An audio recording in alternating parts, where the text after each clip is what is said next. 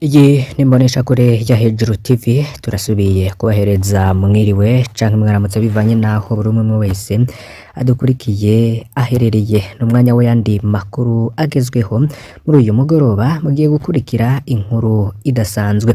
Turaza kwibanda muri politike y'u Burundi, tugere no mu mutekano hose rero ntuze kwacikwa. Tubafitiyemwo inkuru ivugwa mu bihangange bikomeye cane mu gihugu c'u Burundi. Alain Guillaume Bunyoni, Evariste Ndayishimiye, umukuru w'umugambwe CNDD-FDD ku rupfu rwa Nkurunziza, ivyo vyose tugiye kubigarukaho. Ni inkuru nshasha rero tubazaniye muri uyu mwanya. Fyonda kuri subscribe canke sabone niba utari wafyondako, wibuke no kubisangiza bagenzi bawe kugira badacikwa n'amakuru tubagezaho. Ese koko Varisito Ndayishimiye na Alain Guillaume Bunyoni bapfa urupfu rwa Nkurunziza?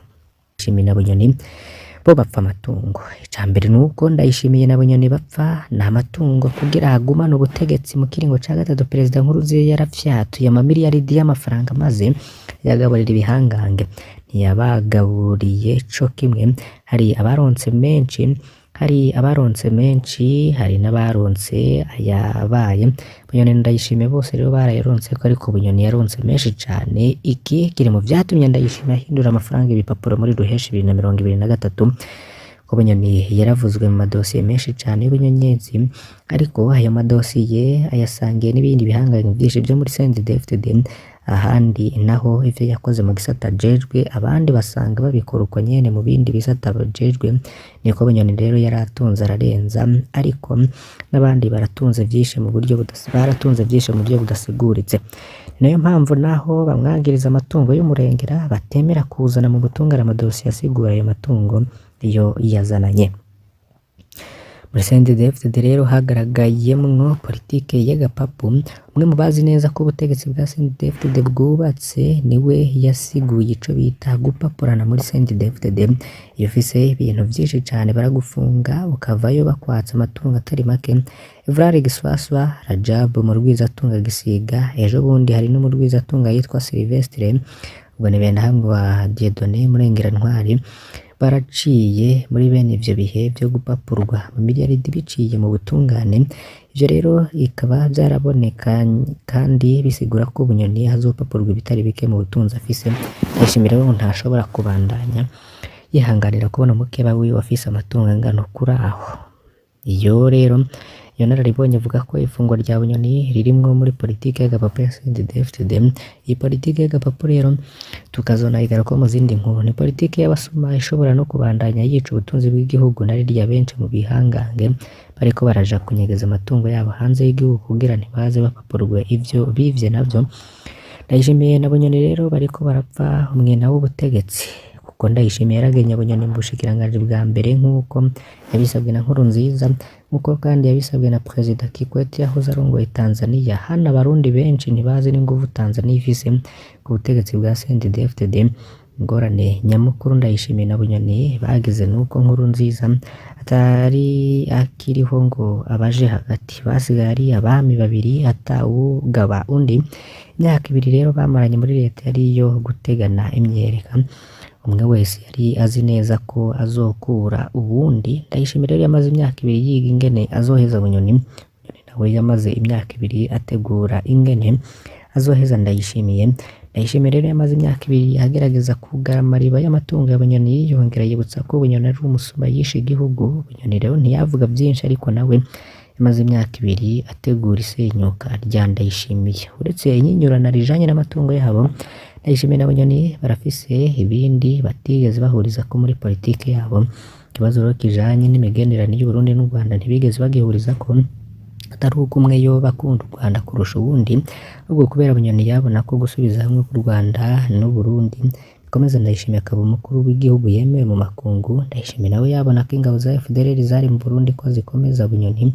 Hari naho rero havuye ko Bunyoni na Ndayishimiye bagwanira kuco bitiragira irya Nkurunziza. Bunyoni rero agerageza kuba wokingira amafuti y'ubusuma bwo mu ntwaro ya Nkurunziza, mu gihe Ndayishimiye ashaka kuboneka nk'uwaje gukosora. Ariko rero ikiboneka nuko Ndayishimiye ariko harubaka n'inzira nshasha yo kwigana amatungo y'igihugu abanje gukora inzira zubatswe na Nkurunziza. Muri rya nyinyurana ryabo Ndayishimiye yarinjije igitsindo gikomeye mu kubogoza Bunyoni muri Nyakanga 2022.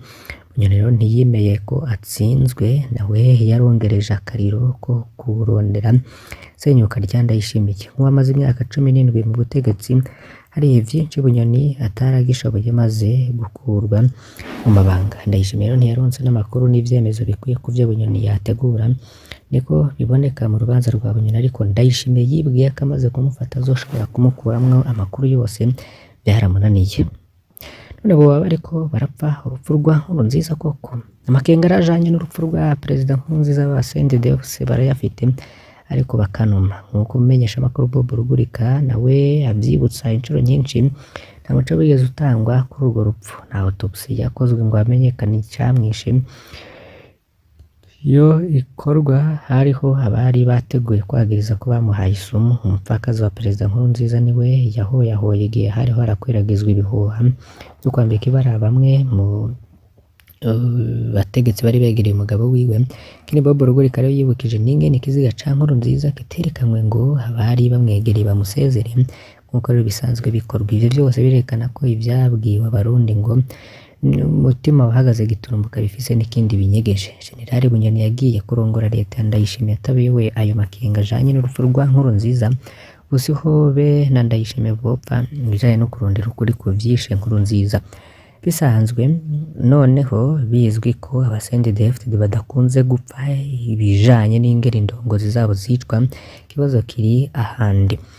Haravuzwe rero ivy'umupfumu kuko Bunyoni yagirizwa ko yarondeye gukoresha umupfumu yitwa Manuel Ntikazohera batazira muhuza muri komine Butaganzwa mu ntara ya Ruyigi, ngamwicire Evariste Ndayishimiye. Nkuko rero twanabibonye mu vyo parike yagiriza Bunyoni, handitse ko Bunyoni yaguriye ipikipiki umupfumu yongerera murungikira amafaranga kugira amwemerere kwica Ndayishimiye. Parike rivuga ko Bunyoni atarasanzwe azi uwo mupfumu, ahubwo yamurangiwe n'umumenyesha makuru Bob Rugurika mu kwa kane 2023. Parike rero ntivuga uko Bob Rugurika yoba yaramenye uwo mupfumu. Ico parike rero itavuze n'ingene uwo mupfumu yari gushikira Perezida Ndayishimiye kugira muhishano. Uyo mupfumu rero yoba yarasanzwe abona na Perezida Ndayishimiye. Se Bunyoni yoba yarashatse guhindukiza umupfumu w'umukeba wiwe. Nkuko rero twanabibanyuriyemo, umupfumu Emmanuel Ntikazohera yaranyurujwe n'abacungera umukuru w'igihugu kwa 25 kwezi kwa 4 2023. Hari haciye imisi itari mike rero arasubira mu mirimo yiwe muri komine Butaganzwa. Imisi yayimaze hehe? Yariko arakora yiki?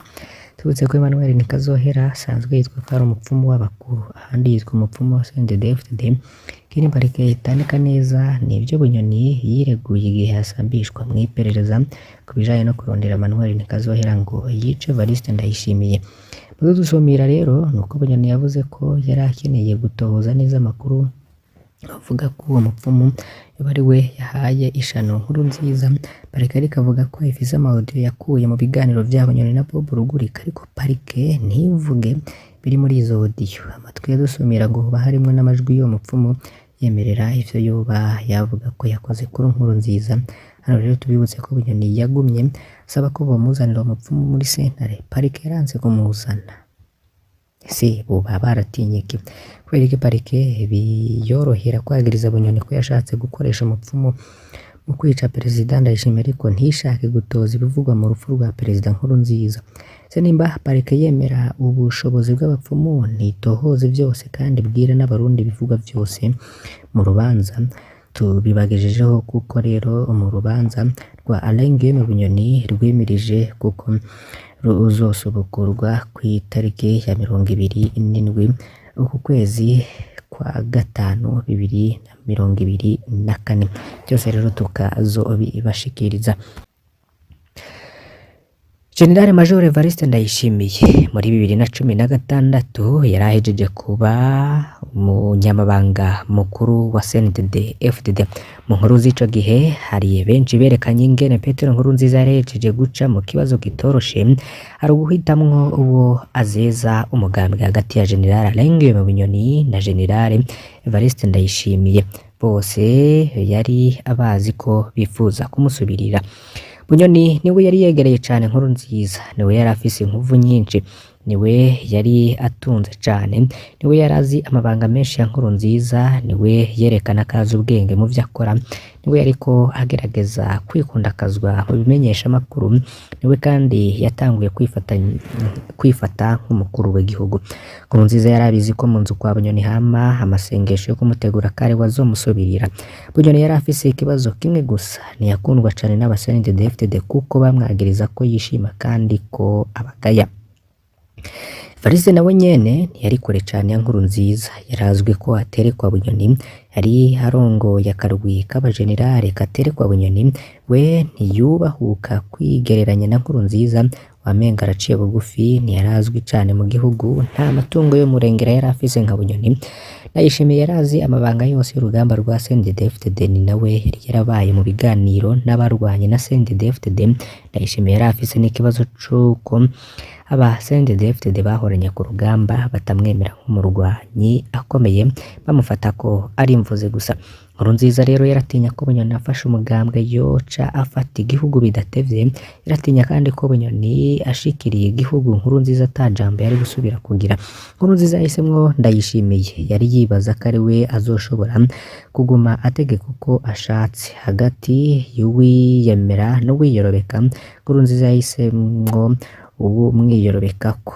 Nkurunziza ntiyarazi ubujanja n'ubuswahili bwa Varisito Ndayishimiye, kuko n'iryo jambo Ndayishimiye niwe yigeze kurishikiriza ubwiwe avuga ko ari umujanja n'umuswahili. Aho rero niho havuye ko Ndayishimiye ari we ahabwa umugambwe. Ndayishimiye na Bunyoni bose bari bakeneye gusubirira Nkurunziza, ariko urwango n'ishari vyari hagati yabo vyatumye Nkurunziza yizera ko azoguma abaryanisha, agaca aguma hagati nk'umuhuza. Nkurunziza yari yibika ikarata yitwa Pascal Nyabenda mu kurondera gutwara umugambwe CNDD-FDD.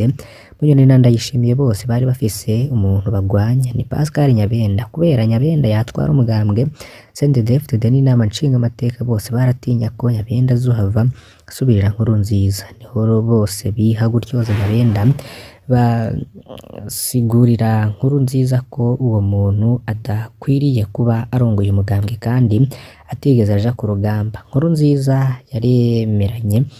Mu nyuma rero Nkurunziza amaze gutoza ibwirizwa shingiro rishasha, abajenerali baramuremereye ko adashobora gusubira kwitoza kubera amakungu atari kuvyemera. Niho rero bamwemerera ko azogumana ikibanza kidasanzwe nk'imboneza yamaho, ariko akarekura ikibanza c'umukuru w'igihugu. Nkurunziza yarababaye cane, aca ategura kwihora mu kubima ikibanza c'umukuru w'igihugu, akagira umusivili amwubaha ari we Pascal Nyabenda. Vyose rero vyategurutse buca batora umukandida wa CNDD-FDD mu matora ya 2020. Abasirikare benshi cane bahoze bagwana muri CNDD-FDD barahamagawe Gitega gutera ubwoba Nkurunziza, maze abajenerali batanu baraserukira baja kumvisha Nkurunziza ko badashobora kwemera umusivile nka Pascal Nyabenda. Isaha indwi z'ijoro niho Nkurunziza yagondozwa bigoranye, aca ababaza uwo bashaka, bisanze ata wundi bafise yiteguye mu bajenerali kubera umukandida ategerezwa kuba amaze umwaka atakira umusoda.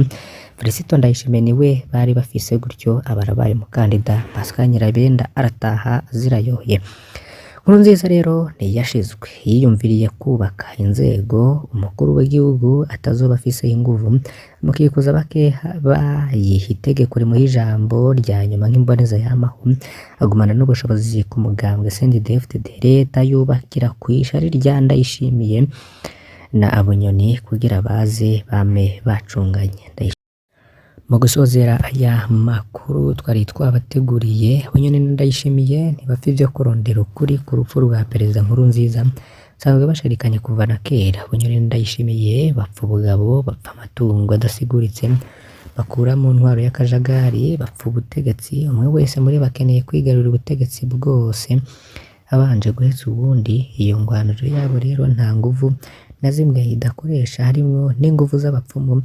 Urupfu rwa Nkurunziza ni kimwe mu bigwanisho vy'iyo ntambara na Bunyoni na Ndayishimiye, ariko hano aho aho bigoreye bariko bapfa n'umupfumu yo bavuga ko afise ivyazi mu rupfu rwa Nkurunziza. Bunyoni Ndayishimiye rero baba bageze aho umwe yoba yagerageje kwiba umupfumu wundi n'akamaramaza mu ntwaro y'abavuga ko bashize Imana imbere.